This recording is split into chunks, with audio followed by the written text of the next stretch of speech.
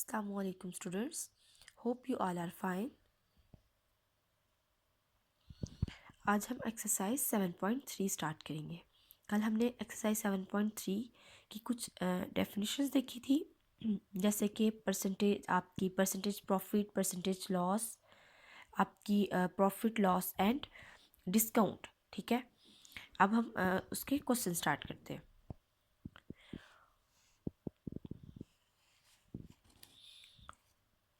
Question number 1. A bookseller sold a book for ₹70 at a gain of 40%. ठीक है, एक book seller है, उसने एक बुक सोल्ड की, बेची कितने में? ₹70 में, एट अ गेन ऑफ 40%. और 40% उसे क्या हुआ? प्रॉफिट हुआ, मुनाफा हुआ. Find the profit. हमने प्रॉफिट की जो वैल्यू है कि कितने रुपीज़ उससे प्रॉफिट हुआ, हमने वो फाइंड करना है. ठीक है, तो इसको स्टार्ट करते हैं. ठीक है, sale price of a book, जो बुक सेल की, एक सेलर ने बुक को सोल्ड किया. ठीक है, तो जो सेल प्राइस है वो कितनी है?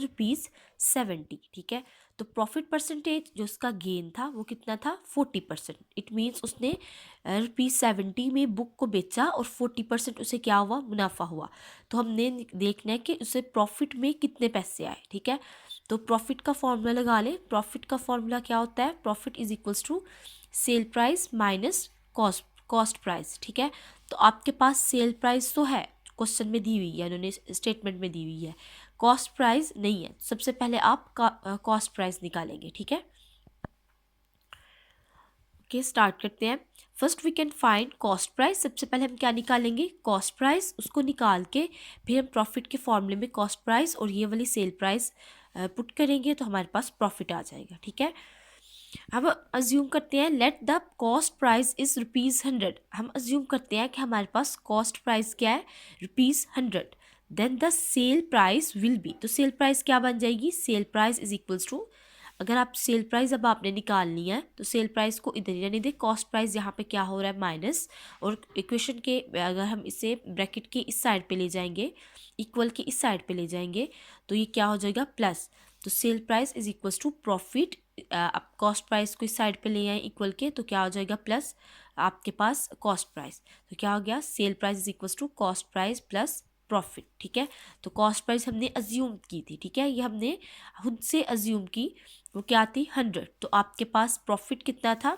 40 लगा लिया, तो 100 प्लस 40 आपके पास क्या आ गया? 140. तो सेल प्राइस क्या आ गई? 140. If the cost price is 100. अब हमने क्या ली थी? हमने खुद से अज्यूम करके कॉस्ट प्राइस 100 ली थी. तो 100 कॉस्ट प्राइस के लिए जो सेल प्राइस आई वो 140 थी. ठीक है, तो हमने इसी तरह ये आपने जो पीछे वाली यूनिट में इस तरह के क्वेश्चंस किए हुए थे, कॉस्ट प्राइस और सेल प्राइस. कॉस्ट प्राइस आपने क्या अज्यूम की? 100, और उसके लिए जो सेल प्राइस आई वो क्या थी? 140. ठीक है, अब क्वेश्चन में हमें जो सेल प्राइस दी गई है 70, और हमने इसके लिए कॉस्ट प्राइस निकालनी है. ठीक है, तो आपके पास सेल प्राइस अगर 70 हो, ठीक है, सेल प्राइस क्या है? अगर 70 हो तो कॉस्ट प्राइस क्या होगी? हमने ये फाइंड करना है. ठीक है, तो सेम एज इट इज़ आप लिख लें x डिवाइडेड बाय 100. ठीक है, पहले आपके पास कॉस्ट प्राइस 100 थी और सेल प्राइस 140 थी. अब सेल प्राइस कम हुई है तो कॉस्ट प्राइस भी कम होगी, तो एरो अपवर्ड लगा लें, तो x डिवाइडेड बाय 100. ठीक है, इसी तरह 70 डिवाइडेड बाय 140.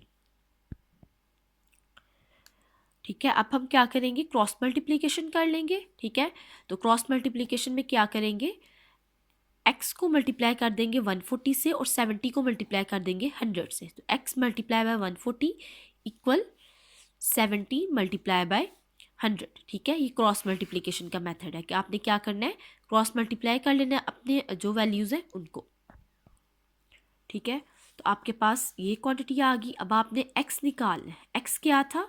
Cost price. अगर आपके पास सेल प्राइस क्या हो? 70, तो x को इधर ही रहने दें. 140 इक्वेशन की आपके इक्वल की इस साइड पे क्या हो रहा है? मल्टीप्लाई. जब आप 140 को इक्वल के दूसरी साइड पे लेके जाएंगे तो ये क्या हो जाएगा? डिवाइड हो जाएगा. तो 70 मल्टीप्लाई बाय 100, उसको डिवाइड कर दें 140 के साथ. 140 कहाँ से आया? इक्वेशन की इस साइड से. ठीक है, तो जब आप इसे सिंप्लीफाई करेंगे तो आपके पास जो x है वो क्या आ जाएगा? 50. तो कॉस्ट प्राइस क्या आ गई? ₹50. If the sell price is ₹70, अगर आपके पास सेल प्राइस 70 है तो कॉस्ट प्राइस क्या आ गई, ₹50, ठीक है। तो अब प्रॉफिट का फॉर्मूला जो सबसे पहले हमने लिखा था वो लगा ले, profit equals to sell price minus cost price. Sell price क्या थी आपके जो क्वेश्चन में दी हुई थी वो क्या थी, 70। आपने क्या निकाली, कॉस्ट प्राइस, वो कितनी आ गई, 50। 70 में से माइनस कर दे 50 को, तो आपके पास क्या आ जाएगा, 20। तो 20 आपके पास क्या है, प्रॉफिट, ठीक है। तो ये आपका क्वेश्चन सॉल्व हो गया। अब हम नेक्स्ट स्टार्ट करते हैं। A shopkeeper sold a toy for ₹96, ठीक है। एक शॉपकीपर है, उसने एक टॉय को बेचा, सोल्ड किया ₹96 में, ठीक है। एट अ लॉस ऑफ 20%, उससे 20% क्या हुआ, नुकसान हुआ इतने रुपीज़ में बेचने से। फाइंड द लॉस, तो हमने लॉस फाइंड करना, ठीक है। ये सेम इसी तरह का क्वेश्चन है, इसमें हमने प्रॉफिट फाइंड करना था और इसमें हमने क्या फाइंड करना है, लॉस फाइंड करना है, ठीक है जी। तो आपके पास selling price of a toy क्या थी, एक शॉपकीपर ने एक टॉय को सोल्ड किया था, मतलब बेचा था, कितने में, 96 में। तो selling price of a toy आपने लिख लेना 96। उससे जो लॉस हुआ, जो उससे नुकसान हुआ वो कितना था, 20%। तो परसेंटेज लॉस कितनी है, 20%। आपने क्या निकालना है, लॉस निकालना है, ठीक है। तो आपका बताया लॉस निकालने का फार्मूला क्या आता है, cost price minus sale price, ठीक है। अब आपके पास सेल प्राइस तो है, कॉस्ट प्राइस नहीं है। आप पीछे वाले क्वेश्चन की तरह सेम पहले कॉस्ट प्राइस को अज्यूम करेंगे और फिर आप जो आपने पीछे वाले एक्सरसाइजेज में मेथड किया, ये वाले मेथड से आप क्या कर लेंगे, कॉस्ट प्राइस निकाल लेंगे, ठीक है। कहते हैं let the cost price is ₹100, then the sell price is, sell price किसके इक्वल आ जाएगी, कॉस्ट प्राइस माइनस लॉस, ठीक है। अब इस फॉर्मूले से आप क्या निकाल लें, सेल प्राइस को निकाल लें, तो आपके पास सेल प्राइस किसके इक्वल आ जाएगी, cost price minus loss. Cost price हमने खुद से क्या अज्यूम की थी, 100, माइनस लॉस कितना था, 20। तो 100 माइनस 20 करके आपके पास 80 आ गया, क्या, सेल प्राइस। अब आप रख लें इसे कॉस्ट प्राइस और सेल प्राइस। कॉस्ट प्राइस हमने क्या अज्यूम की, 100, तो सेल प्राइस क्या आई हमारे पास, 80। अब क्वेश्चन में कहते हैं कि अगर आपके पास 96 सेल प्राइस हो, 96 सेल प्राइस हो, तो आपकी कॉस्ट प्राइस क्या होगी, हमने ये निकालना है, ठीक है। कि हम उस कॉस्ट प्राइस को फिर इस फॉर्मूले में पुट करके लॉस निकाल लें, ठीक है। तो आप क्या करें, ये आपके पास पहले 100 था, ठीक है, कॉस्ट प्राइस और सेल प्राइस 80 थी, ठीक है। तो अब आपके पास 96 होगी सेल प्राइस, तो आपने कॉस्ट प्राइस निकालनी है, तो इसे लिख लें x divided by 100 equals to 96 divided by 80, ठीक है। तो इसे क्रॉस मल्टीप्लिकेशन कर लें, ठीक है। 80 multiply by x and 100 multiply by 96, 80 multiply by x, ठीक है, और इक्वल्स टू 96 मल्टीप्लाई बाय 100। अब 80 इक्वेशन की साइड पे क्या हो रहा है, मल्टीप्लाई, इसे इक्वल की इस साइड पे लेके आएंगे तो क्या हो जाएगा, डिवाइड हो जाएगा, ठीक है। अब आप इसे जब सिंप्लीफाई करेंगे तो आपके पास कॉस्ट प्राइस आ जाएगी 120, ठीक है।